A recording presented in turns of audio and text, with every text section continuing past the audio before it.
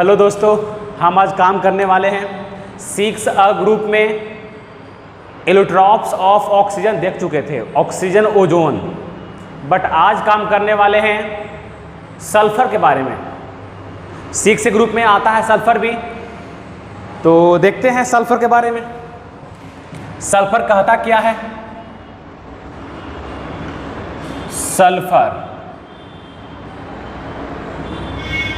Sulphur बोलेंगे out of many allotropes. First में है अल्फा सल्फर, इसे बोलते हैं रोम्बिक एंड बीटा सल्फर, इसे बोलते हैं मोनोक्लिनिक। ध्यान देना, सल्फर का एलोट्रॉप बहुत सारा है। सल्फर का एलोट्रॉप करीब करीब 20 है, 20 से प्लस है। बट जो हम लोग को स्टडी करना है सिलेबस में 11th में, जो है अल्फा एंड बीटा सल्फर। ये रोम्बिक क्या है? कहेगा सर ये रोम्बिक का मोनोक्लिनिक क्या है? रोम्बिक एक स्ट्रक्चर का नाम है और मोनोक्लिनिक भी एक स्ट्रक्चर का नाम है। तो ये हम लोग समझेंगे आगे। But alpha sulphur and beta sulphur बोलेंगे हम कि alpha sulphur and beta sulphur यानी फॉर्म आर मोस्ट इम्पोर्टेंट, जो हम लोग के लिए काफ़ी इम्पोर्टेंट है। कौन कौन सा? Alpha and beta sulphur.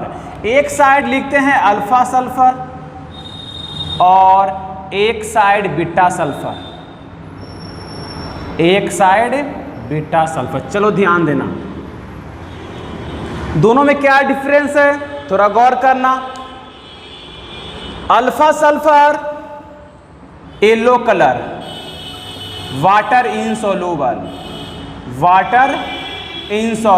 But इसका कलर कैसा है? येलो कलर है। Beta sulphur colourless and water insoluble, यानी वाटर में सोल्यूबल दोनों नहीं है। नहीं सोल्यूबल है अल्फा सल्फर और नहीं सोल्यूबल है बीटा सल्फर। ध्यान देना, but alpha and beta sulphur partially soluble है, partially soluble in benzene alcohol, यानी partially soluble in organic solvent. ये बोल सकते हैं हम लोग ऑर्गेनिक सॉल्वेंट। इसमें आएगा बेंजीन, एग्जाम्पल में बेंजीन, अल्कोहल एंड ईथर, और आएगा टोलिन आएगा, ये सब आएगा। यानी क्या बोलेंगे? अल्फा बीटा सब पार्शियली सोल्यूबल है, ये पार्शियली सोल्यूबल है, पार्शियली सोल्यूबल इन, तुम चाहे बोलो ऑर्गेनिक सोल्वेंट या तुम बोल दो बेंजीन, अल्कोहल एंड ईथर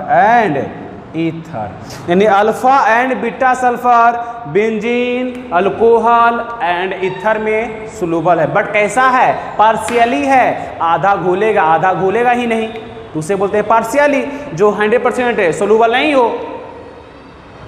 आगे देखें हम, अभी हम बात किए कि सल्फर है जो वाटर में सोल्यूबल नहीं है। पहले इतना आप नोट कर लीजिए, सल्फर, आपको मालूम है कि सल्फर सॉलिड एलिमेंट है। जब इसको हम डालेंगे हम वाटर में, तो अभी लिखवाए हम वाटर में इनसॉल्यूबल है, यानी नो रिएक्शन, कोई रिएक्शन नहीं होगा। बट इसी को डाला जाए हॉट वाटर में, ये वाटर हीट का सिंबल है, यानी बॉयल वाटर में, वाटर हीट कर दिए, बॉयल कर दिए हैं, तब ये H2S और प्लस SO2 में ये टूट जाएगा। बट ये जो कंपाउंड बनेगा ये हाईली सोल्यूबल है, ये वाटर में हाईली सोल्यूबल है, बट हीट किए तब ऐसे होने वाला नहीं है। हीट करेंगे तो H2S और बनेगा SO2, hydrogen sulphide and sulphur dioxide, जो हाईली सोल्यूबल है। तो यहां बोलेंगे so sulphur is soluble in boiling water due to the formation of H2S and SO2। ये बनने के कारण ये सोलूबल है। which are soluble। चलो ध्यान देना, ये लिखे ना है, sulphur is soluble in boiling water due to formation of H2S and SO2। चलो अब आगे हम देखें अल्फा सल्फर। अल्फा सल्फर को यदि हम हीट टेम्परेचर देंगे हम 369 केल्विन से एबव, तो ये बीटा सल्फर में कन्वर्ट हो जाएगा। ये कैसा है? रोम्बिक है, और यहां क्या बन जाएगा? मोनोक्लिनिक। इतना पे इसको हम मेल्ट करेंगे और कूलिंग करेंगे, तब ये अल्फा सल्फर का मेल्टिंग पॉइंट होता है 385.8 केल्विन एंड बीटा सल्फर का होता है मेल्टिंग पॉइंट 393.8 केल्विन। कितना हो जाएगा? Alpha sulphur melting point 385.8 kelvin, beta sulphur melting point 393.8 kelvin. Alpha sulphur को 369 केल्विन से अधिक टेम्परेचर पे यदि हीट करेंगे, मेल्ट करेंगे, बीटा सल्फर में कन्वर्ट कर जाएगा। चलो जल्दी से, चलो ध्यान देना, अल्फा सल्फर इक्विलिब्रियम किसका होता है? बीटा सल्फर का।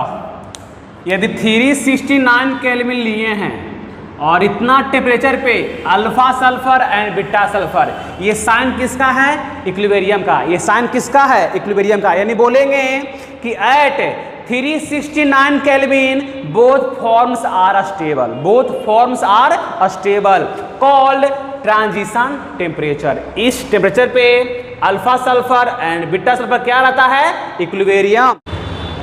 Alpha sulphur and beta sulphur 369 kelvin पे क्या है? इक्विलिब्रियम स्टेट में है। तो हम बोलेंगे कि at 369 kelvin both forms are stable called transition temperature. तो हम क्या बोलेंगे? At 369 kelvin both forms are stable called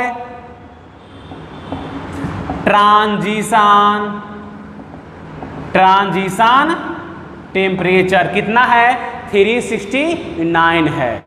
फिर बोलेंगे नेक्स्ट पॉइंट हम कि sulphur is soluble in CH2 non polar.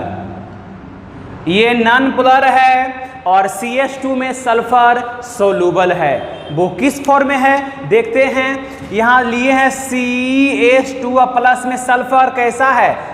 कैसा एलिमेंट है? तो बोलेंगे सॉलिड है, एलिमेंट सॉलिड है। जैसे डाले हैं CH2 में तो यहाँ बन जाएगा CXX, ये बन गया कम्प्लेक्स। ये क्या बन गया?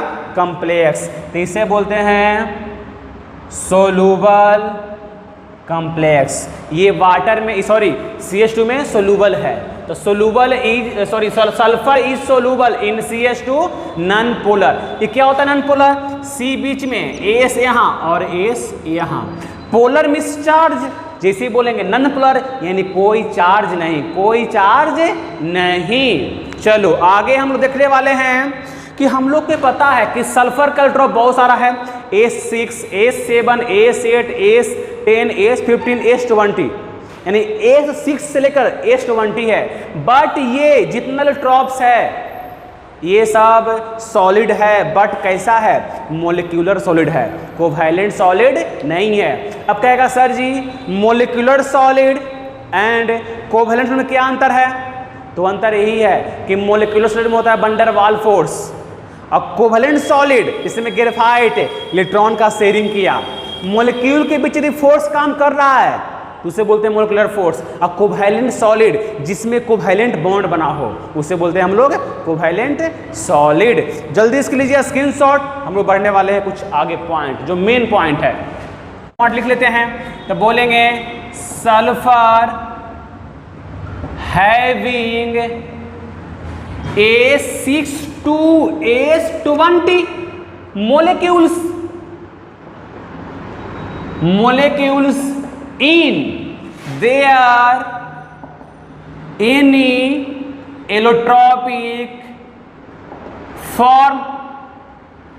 forms जितना भी एलोट्रॉपिक फॉर्म्स है सल्फर का, तो ये सब कैसा हो जाएगा, मोलिक्यूलर सॉलिड। ये सब कैसा है, तो मोलिक्यूलर सॉलिड है, ये कोवैलेंट सॉलिड नहीं है, यानी कोवैलेंट होने वाला नहीं है। अब दोनों में डिफरेंस क्या है सर, थोड़ा हमको समझाइए।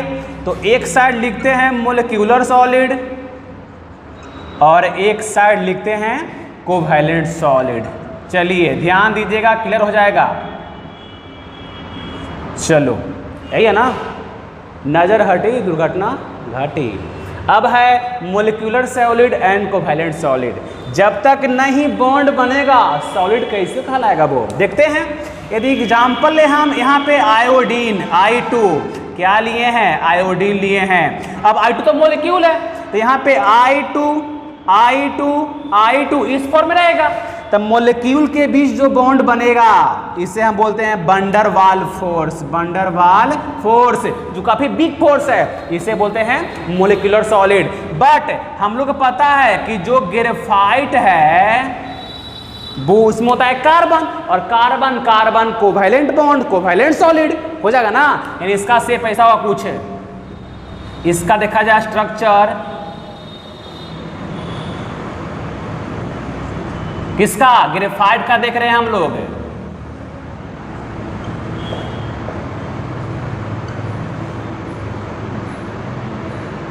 ये हो गया ग्रेफाइट का स्ट्रक्चर। इसमें कौन सा सॉलिड है, कौन सा बॉन्ड है, तो ये कोवैलेंट सॉलिड है, इसमें सब कोवैलेंट बॉन्ड है। बट क्या बोले हैं, सल्फर लेंगे हम, सल्फर क्या लिए हैं, सल्फर। तो S6 S8 S20 कुछ भी आ सकता है। तो S6 आपस में यहाँ ले लो, S8 अच्छा रहेगा, S8 ये आपस में कौन सा बॉन्ड, कौन सा फोर्स, वंडर वाल फोर्स, वंडर वाल फोर्स। यहाँ कौन सा फोर्स, वंडर वाल फोर्स, कौन सा फोर्स, वंडर वाल फोर्स। तो इसमें देख लो ध्यान से, मोलिक्यूलर सॉलिड में मोलिक्यूल वंडर वाल फोर्स लगा रहा है, तो इसे बोलते हैं मोलिक्यूलर सॉलिड। A6 वंडर वाल फोर्स लगा रहा है, इसे बोलते हैं molecular solid. But covalent solid इसमें इलेक्ट्रॉन शेयर करता है, कोवैलेंट बॉन्ड का फॉर्मेशन करता है, इसे बोलते हैं covalent solid, covalent solid. Example में ग्रेफाइट, डायमंड, बक्कीबॉल, ये सब कैसा है, कोवैलेंट सॉलिड है। आपको ये क्लियर हो गया होगा।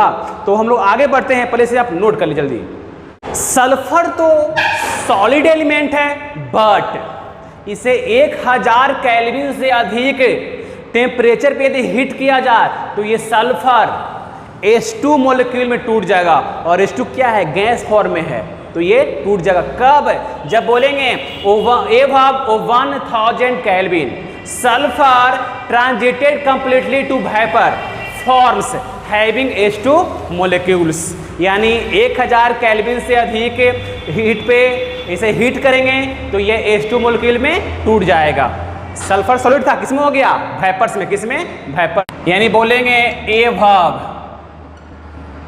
1000 kelvin sulphur ट्रांजिटेड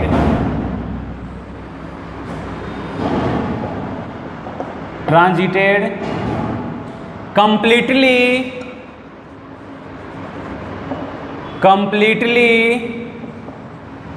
to vapor forms having H2 molecule सल्फर जो सॉलिड एलिमेंट है, जैसे इसे हम हीट करेंगे, टेम्परेचर देंगे हम 1000 केल्विन से एबव, तो ये बन रहा है H2 मोलिक्यूल जो गैस फॉर्म में है, यानी इसे बोलते हैं vapour sulphur. Vapour sulphur H2 जो मोलिक्यूल फॉर्म में है ये होता है पैरामैग्नेटिक विथ 2 अनपेयर्ड इलेक्ट्रॉन्स। कितना ट्रॉन्स, यानी H2 मॉलिक्यूल के पास जो वेपर फॉर्म में है इसके पास 2 इलेक्ट्रॉन होगा, बट पेयर्ड में नहीं होगा। कैसा होगा, अनपेयर्ड, लाइक O2 में ही बताया था ना जी कि O2 में, ऑक्सीजन में इलेक्ट्रॉन पेयर में नहीं होता है, इसलिए कहलाता है paramagnetic attracted by magnetic field. तो H2 कैसे बिहेव करता है, ऑक्सीजन की O2 की तरह। ठीक है, आज हम लोग देख लिए सल्फर का एलिट्रॉप के बारे में, और अगले लेक्चर में हम लोग काम करेंगे ग्रुप नंबर 5A यानी 15